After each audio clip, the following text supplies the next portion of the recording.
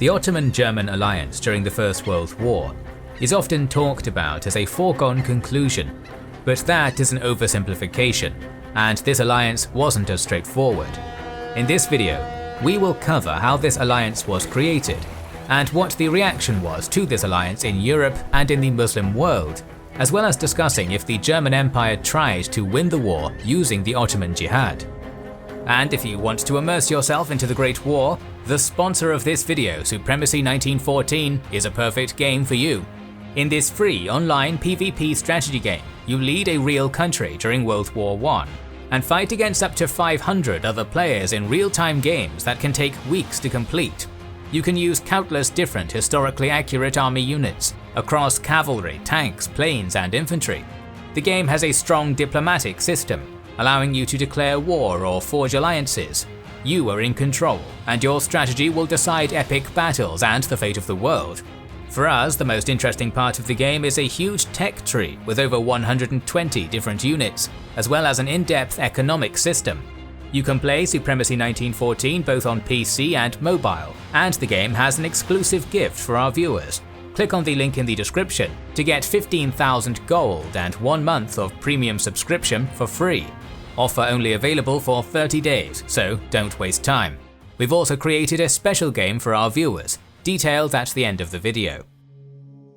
The once mighty and all-conquering Ottoman Empire had become a shadow of itself by the early 20th century. The empire, which had once instilled fear in the hearts of the European monarchs, had become corrupt in a state of constant turmoil, with a weak army, finances virtually controlled by the Ottoman Public Debt Administration, dominated by the European great powers, which also claimed patronage and protection of various minorities living in the empire. The latest major pre-World War I devastation of the Sublime Porte was its defeat in the First Balkan War in 1913, as a result of which the Ottoman Empire ceded almost all of its European territories, losing 250,000 soldiers. The Arabic periphery of the empire was disintegrating, and was either on the verge of colonization by another power or independence. In response, the Committee of Union and Progress Triumvirate, generally referred to as the Young Turks, had taken full control of the Ottoman government via a coup d'etat in January 1913. Sultan Mehmed V's power was now purely ceremonial. Meanwhile, the German Empire was on the rise in Europe. Energetic Emperor Wilhelm II intended rapid expansion of Germany and wanted it to have a place under the sun, its own colonial empire. He believed that Germany had a right to have a say in all important global matters. In 1900, he embarked on a campaign to strengthen the German army and make its navy at least as strong as the British. He wanted to use the Ottomans to disrupt the British advancement in the east, and so in the 1880s, Germany sent a number of military missions to the Ottoman Empire to modernize its army. This also led to increased purchase of German arms rather than British, enabling companies such as Mauser, Krupp and Loewe to profit handsomely. Wilhelm II loved the spotlight, so he visited the Ottoman Empire twice. During his visit in 1889, he played an important role in securing arms contracts for German producers. His second visit in 1898 was even more eventful. He met with the Ottoman Sultan Abdülhamid II in Istanbul and continued his travel by visiting Jerusalem and Damascus.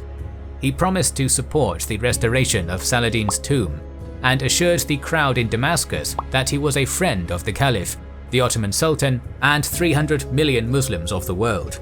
Apparently, Wilhelm II was profoundly impressed during the trip and confided with his cousin, Russian Tsar Nicholas II, that had he been irreligious, he would have certainly become Muslim after his trip. Proclaiming himself a friend of 300 million Muslims was a political statement, which was quite unusual for Christian Europe, and paved the way for mockery of Wilhelm II by his foes, who stated that he had become Haji Wilhelm or Haji Muhammad Guillermo, while also causing all kinds of rumors in the Muslim East. The bazaars in the Muslim capitals whispered about Wilhelm II's conversion to Islam, liberally interpreted some passages in the Quran stating that the Kaiser was chosen by Allah to save the Ummah from the infidels. Wilhelm II's trip to the Ottoman Empire also allowed him to secure the building of the Berlin-Baghdad railway. German companies were already in charge of the construction of a commercial port in Haydarpasa and a railway from Izmit to Ankara, and were now allowed to continue their railway construction to Baghdad and from there to the Persian Gulf. Germany hoped that the Berlin-Istanbul part of the railway would prevent Russian expansion to the Mediterranean through the Balkans, and it would help to transport German goods to the east faster. There were rumors of oil fields in Mesopotamia, and the Berlin-Baghdad railway would allow Germany to transport oil for its industry faster. Moreover, it had implications for British imperial interests in Egypt, Iran and India, as well as the French interests in the Levant. Thus, the project caused considerable unease in the European capitals. In order to alleviate this, the sponsor of this venture, the Deutsche Bank, offered British, French and Russian investors to join the project with minority status, but the offer was refused, as these countries had no interest in participating in a project dominated by the Germans. By 1904, the first part of the project was completed, leading to further deterioration of relations between Germany and other powers. The conclusion of an alliance between Britain and France in 1904 and with Russia in 1907, hence the formation of the Triple Entente, was a reaction to German expansion, an important part of which was the Berlin-Baghdad railway project. Throughout the period, economic relations between the countries prospered, and as a senior partner in this relationship, Germany benefited more from this. Between 1890 and 1910, Germany's share in Turkey's trade volume tripled to 21%, while the Ottoman exports to Germany rose from a value of £766,000 to £3,203,000 sterling. German exports to the Ottoman Empire increased from £1,970,000 in 1890 to £5,778,000 in 1910. The holdings of Germany in Ottoman debt increased from 7.5% to 15% between 1881 and 1898. France and Britain accounted for 25.9% and 16.9% of the foreign investment in Turkish enterprises respectively, while Germany's share alone reached 45.4%. In summary, Germany had succeeded in gaining a significant degree of influence over the Ottoman Empire in a relatively short time.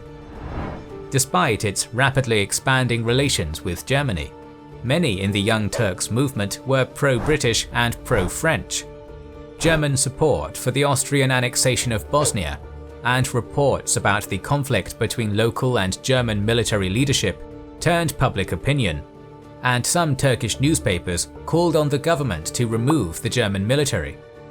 The Grand Vizier Kamil Pasha wanted to check the increasing German influence over Ottoman military affairs, and invited British naval officers to oversee the reorganization of the navy. He managed to limit the German military presence to 15 to 20 men, all below the rank of colonel. France was invited to oversee the establishment of the gendarmerie in the Ottoman Empire. So, during the July crisis of 1914, just prior to the beginning of the First World War, the Ottoman Empire's situation was uncertain, and a military alliance with Germany was by no means a decided affair.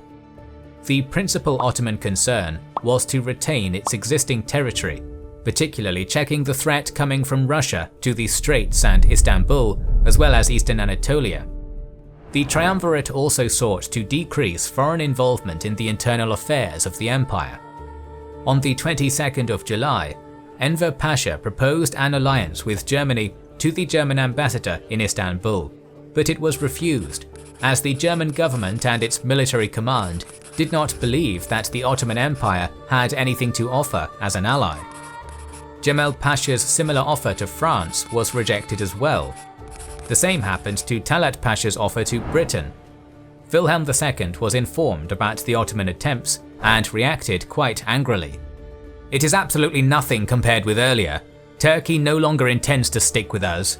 They are trailing in the Russo-French wake where money is thrown about and is feeding us solely with words. We cannot keep Turkey on our side because we have no money. They amuse us with fine-sounding words, but are joining Russia and the Triple Entente for anti-Greek aims. We are in fact sharpening Turkish weapons for them. Wilhelm II was a fervent supporter of a military alliance with the Ottomans, as he believed that as a caliph, the Sultan would be able to persuade the Muslims of the world to rise up against Britain, France and Russia. The expectation from the Ottomans was to divert the attention of the British and Russian forces from the main theatre of war in Europe to the Middle East and the Caucasus. The Ottomans were to mobilize the Muslim subjects of the Entente countries after liberating them from occupation. It seems like there was a degree of support for the alliance with the Ottomans in German political circles too.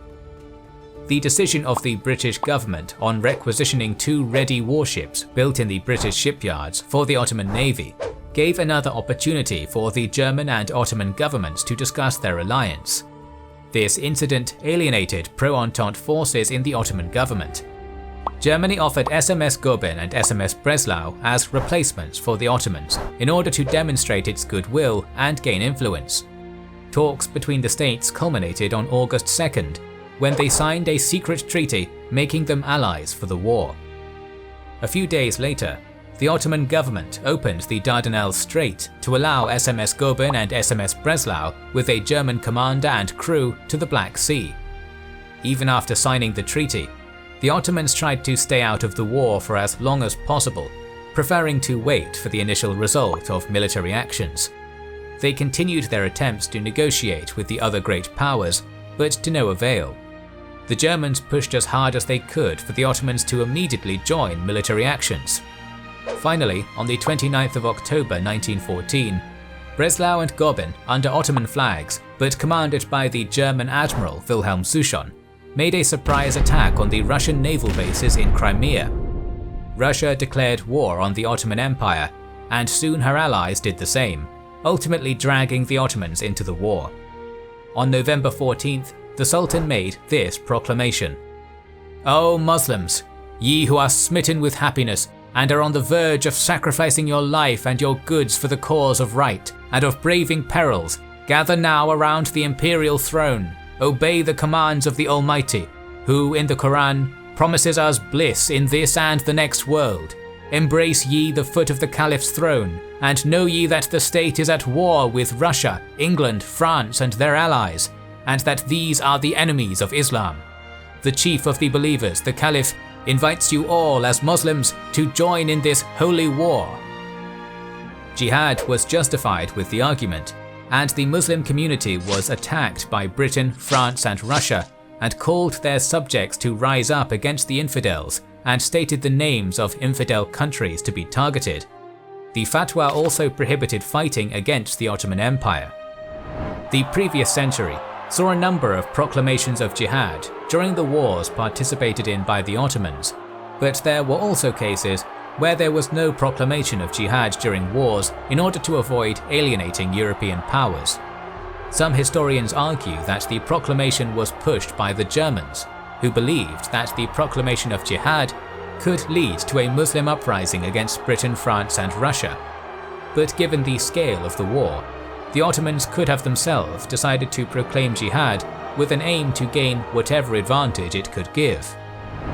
The Kaiser's personal friend, a successor of a large German banking dynasty, an explorer with an avid interest in the Muslim East, Max von Oppenheim, played an important role in spreading the idea of jihad. He became head of Germany's intelligence bureau for the East, and used his extensive network to bribe and persuade Muslim religious leaders in various countries to issue fatwas of jihad against all infidels, except Austrians, Hungarians and Germans, which was a dubious application of the Islamic law. The German-Ottoman alliance and the proclamation of jihad by the Ottomans caused various reactions in Europe and the Muslim East. The religious authorities in the Entente countries publicly condemned the proclamation. Amidst an overwhelmingly pro-war attitude in Germany, the proclamation was met with enthusiasm in the German media. The Leipziger Neuesten Nachrichten newspaper expressed its confidence that jihad would be a threat to England and would be successful. A call from the caliph will be heard as far as Arabia, in Algiers, in Morocco, and the band of shared faith will unite them all. Interestingly, it caused an academic debate among the researchers of Islam in Europe. Prominent Dutch scholar Christian Snook attacked his German colleagues for supporting the Ottoman Proclamation of Jihad in his article called The Holy War Made in Germany. Snook had lived in Muslim countries for a significant portion of his life and acted as a colonial advisor in Indonesia for the Dutch. He had a certain affection for the Muslims, and throughout his academic life and civil service, did a lot to improve the lives of Muslims living in Dutch colonies. In the article, he accused his German colleagues of instigating this whole process. Snook believed in integrating Muslims into European societies, and that proclamation of jihad was detrimental to that. He argued that jihad was a medieval concept which had no place in modern political discourse. In general, Snook was staunchly against using religion for political and military purposes. He criticized German scholars Hugo Grote and Karl Heinrich Becker, who stated in their articles their belief that Germany would help Turkey to rebuild and modernize, while Turkey should support Germany by proclaiming jihad against his enemies, and called the support for jihad a great sin. Snook's article was translated into English and gained significant prominence in the Entente countries, particularly inside academic circles, as the anti-German bloc was engaged in its own propaganda to mitigate the risks of jihad proclamation. In London, The Times published a series of declarations of Muslims in India, including the leader of Nizari Ismailis in India, Aga Khan III, expressing their support for Britain. In Russia, the Mufti of the Caucasus issued his own fatwa condemning the Ottoman Jihad. In France, the Revue du Monde Musulman journal published numerous articles and letters from Muslim leaders in North and West Africa, who assured their support to France. One of such was from the Sultan of Morocco, who called Muslims to defend France. So the Entente countries were wary of the potential of the jihad proclamation and took their own steps against it. The Ottoman press was overwhelmingly supportive of an alliance with Germany and Austria. Even prior to the war, Germany already had influence in the Ottoman press, as the newspaper İktam was controlled by the German embassy. Some publishing houses in Istanbul were owned by German companies. German and Austrian influence increased even more as the printing paper was distributed and rationed by their embassies. This forced many Ottoman newspapers to engage in pro-German and pro-Austrian propaganda. Servet-i Fünun, printed in a publishing house co-owned by the Deutsche Orient Bank, praised Germany for transferring 2 warships to the Ottoman Empire in its article called The Muslim World and the Germans, where they also mentioned that, unlike the Entente, Germany had always been respectful of Muslims. Similarly, newspaper Tanin also praised Germany for giving 2 warships to the Ottoman Empire. Apart from applauding Germany for its support to Turkey, early during the war, the Turkish press also tried to conceal information on the German defeat at the Marne and spread propaganda about German victories. After the proclamation of the alliance with Germany and the Holy War, the Ottoman military journals and newspapers published the text of the Proclamation of Jihad and justified its alliance with Christian nations Germany and Austria by claiming that they had always been friendly to the Ottomans and Muslims, somehow forgetting how Muslim Bosnia was annexed by Austria a few years ago. The Ottoman press also reported on good treatment of Muslim POWs in Germany, which was the policy enacted under the advice of Max von Oppenheim. The editor-in-chief of Tanin, Ahmet Emin Yelman, was sent to Germany as a war reporter to inform the Ottoman press about the German victories. The Ottoman war commander, Kazim Karabekir, who served as a chief of intelligence of the general staff of the military during the war, and later became one of the main lieutenants of Mustafa Kemal Ataturk, stated that the Ottoman propaganda continuously repeated that Germany's victory was inevitable, that Muslims needed to use this opportunity to become free, that the Muslim Ummah was going to revolt under the orders of its caliph, and that Britain and Russia were the enemies. Under the conditions of wartime journalism, the Ottoman press regularly published articles reiterating the above points.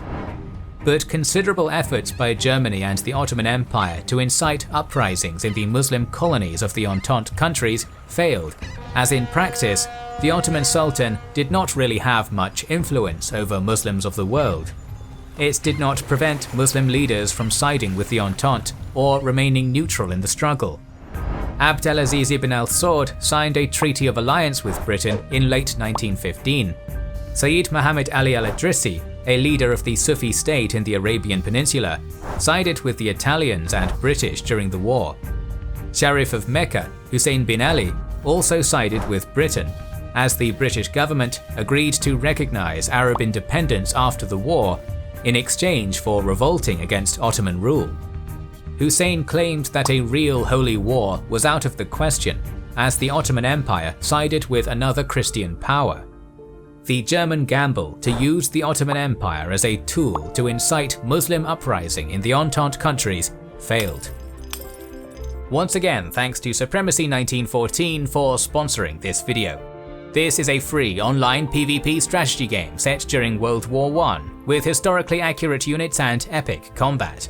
Download the game via our link in the description to get 15,000 gold and 1 month of premium subscription for free. Offer only available for 30 days, so don't waste time. We've set up a special game for our viewers, and you can join it by entering the game ID Kings and Generals and password Kings and Generals. See you on the battlefield. More videos on these topics are on the way, so make sure you are subscribed and have pressed the bell button to see the next video in the series. Please consider liking, commenting and sharing, it helps immensely. Our videos would be impossible without our kind patrons and YouTube channel members, whose ranks you can join via the links in the description to know our schedule, get early access to our videos, access our Discord and much more. This is the Kings and Generals channel, and we will catch you on the next one.